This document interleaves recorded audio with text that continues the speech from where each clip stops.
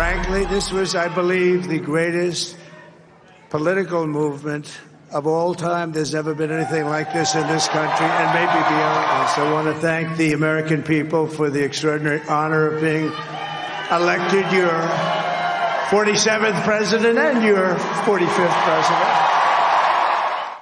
Vice President Kamala Harris made the call to concede today, reaching out to President-elect Trump now that the former president is heading back to the White House in a stunning comeback 4 years after being voted out of office.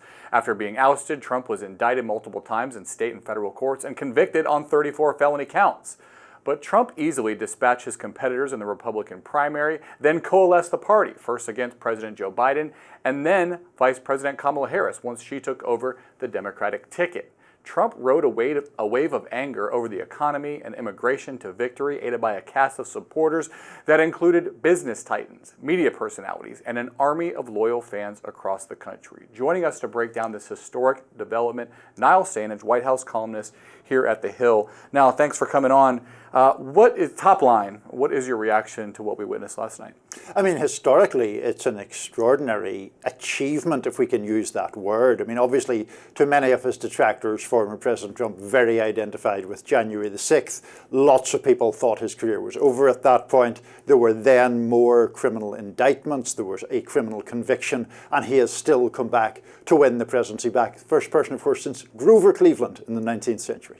Why was he able to do this? Is this perceptions of the economy? Is it Biden? Was Harris a bad candidate? I think in questions like that, often it's a kind of all of the above answer. I think the economy did weigh Biden down first, and then by extension weigh Harris down. The fact is that Trump has an extraordinarily loyal fan base. Lots of people loathe him, but lots of people love him. So that gives him a ceiling and a floor around his support.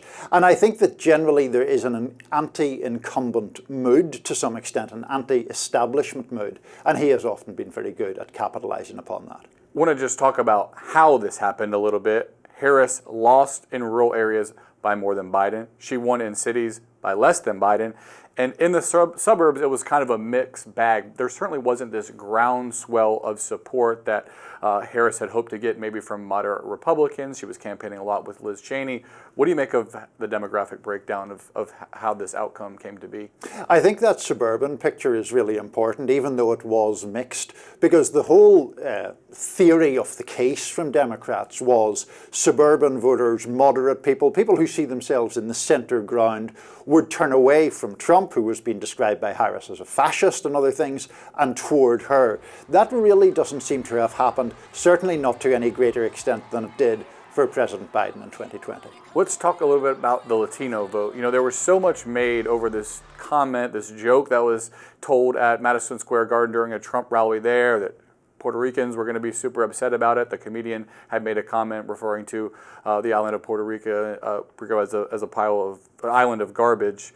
But it looks like on Election Day, maybe people just took that as a joke and didn't take it seriously. It doesn't seem to have had an impact on the Latino vote in Puerto Rican counties. Trump overperformed Biden. Yeah, I mean, the backlash against that so-called joke that many of us expected simply doesn't appear to have happened. More than 400,000 Puerto Ricans in Pennsylvania, former President Trump, now President-elect Trump, really winning that state with comparative ease compared to where it was in the polling, and more broadly with the Latino community, doing very well, especially with Latino men. And I think that is one of the most striking demographic trends out of this election. Another interesting demographic trend is what happened with Gen Z men. You know, Trump and J.D. Vance making the rounds on all these podcasts, flooding social media with clips, most of them not even talking about politics, having a bunch of these Joe Rogan, Dana White types on their side, a lot of comedians joking about them, talking about them constantly.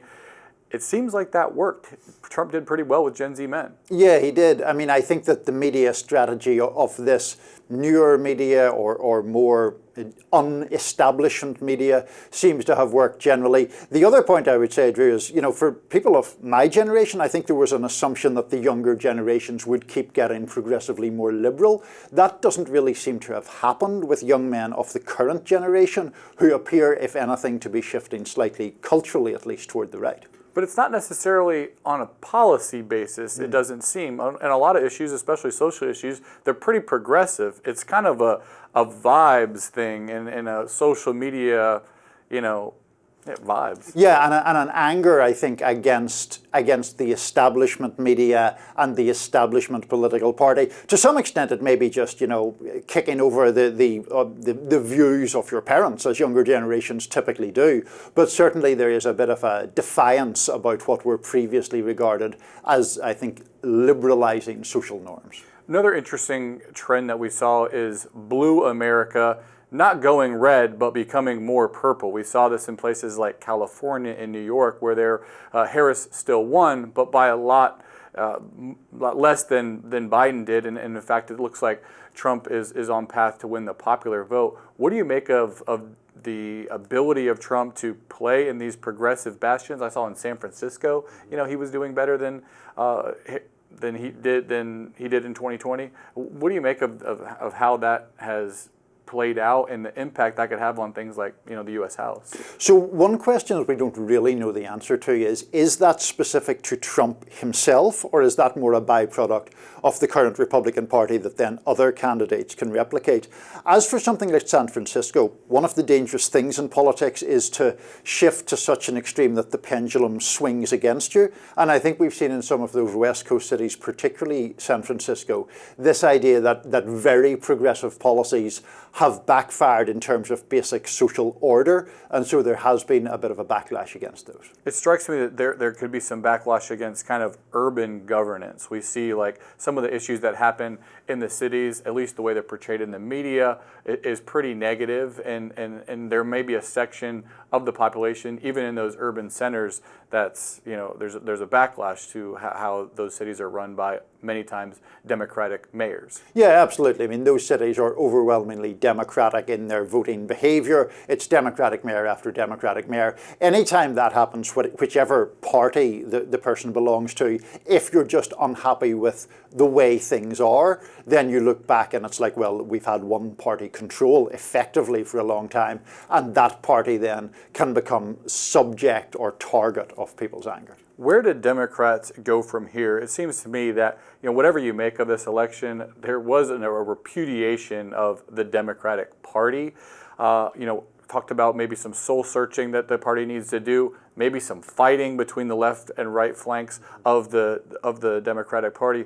Where do you see the Democratic Party going from here? I think there will be a lot of soul searching. I think there'll be a lot of finger pointing. I think one really pivotal point is how Republicans have been able to make such inroads with working class voters. Obviously, the Democratic Party historically at one point was sort of the party of labor, the party of the common man and woman. That allegiance has broken down, and the question is, can Democrats rebuild that? Maybe by focusing very much on economic issues that are of interest to working people, increasing the minimum wage, universal health care. Does that sort of platform work? Or does that in turn open you up to an attack of being too left-wing, too radical? Kamala Harris is going to speak this afternoon. That might be the beginning of the reset. You expect Harris to be a part of the path forward, or is her political prospects pretty severely damaged by this campaign? I think they're honestly very severely damaged. I mean, it is unusual in American politics generally for someone who loses a presidential election to come back. Now, obviously, it happened in Trump's case, it happened in Richard Nixon's case, but these are exceptions rather than the rule. And I don't frankly think Kamala Harris was a fantastic candidate. Maybe a fantastic candidate would still have lost, but I'm not detecting any great hunger or thirst on the part of the Democratic Party to get behind Kamala Harris again in 4 years' time, for example. It seems to me that the Democrats would really be looking for kind of a Clinton-esque figure that can unite different parts of the party and be like a elite communicator and flood the airwaves, go on all these podcasts and kind of drag people over to their side, sometimes against their will. Yeah, I mean, that was what Barack Obama did in his day. He was someone who spoke very much in the elevated way of progressives, but his policy platform was not left-wing, really. It was very mainstream Democratic platform. He was able to do that, but in my view, he was a once-in-a-generation political talent. There aren't, a whole load of Barack Obamas out there, really. How do you think the world is looking at this election result? I'm thinking of our allies in Western Europe. I think most people would assume that they would have probably preferred a victory by Kamala Harris. How do our allies, especially in Europe, navigate these next 4 years? Well, certainly from what I'm hearing from Britain and Ireland, people are pretty troubled by former President Trump's re-election. They would clearly have preferred Harris, who they regard not only as a little more in keeping with their ideology, but a more orthodox mainstream politician. One of the issues with former President Trump has always been his volatility, people not knowing what he's going to do next.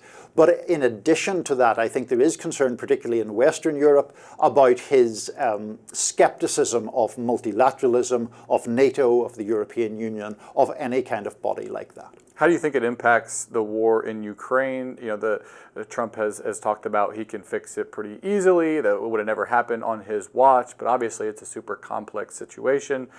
What do you see happening over the next year in Ukraine as a result of these results? Objectively, I just assume Ukraine is in significant amounts of trouble now, because former President Trump has indicated that he really does not want to keep aiding Ukraine at the clip that the Biden administration has been doing. And his notion of creating peace seems to be pressuring the Ukrainians to give up at least some amount of their territory in order to bring about an end to the war. What about in Gaza? It seems like, according to what we've seen as far as the results and opinion polls, there's been significant backlash against the Democratic Party for its policies vis-a-vis Israel and Gaza. It's hard to imagine they're going to be any more pleased with what President Trump has in store for the Middle East, but what do you think of that aspect? Yeah, I think that would be unexpected. I think that whenever Trump talked about, Arab Americans wanting peace, it struck many people as rather opportunistic. His default position is very pro-Israel, and I would expect that to continue. All right, Niall Stanage, White House columnist here at The Hill. Thanks so much for joining us. Good to see you. Wall Street soared Wednesday morning after the news of former President Trump's victory. The Dow rose just over 3%, reaching a record high, and the first time it's jumped more than 1,000 points in a single day since 2022. NASDAQ and the S&P 500 also rallied, each nearly 2%. The massive gains Wednesday come despite concerns from investors over Trump's plan to impose blanket tariffs. Experts say Wall Street is expecting tax cuts and deregulation over the next 4 years. Tesla stock and shares of Trump's media group also jumped Wednesday, and Bitcoin reached a record high of nearly $74,000. That's today's Daily Debrief. I'm Drew Petrimoulx. Be sure to like, share, and subscribe to The Hill's YouTube channel. And come back here soon for the intersection between politics and policy.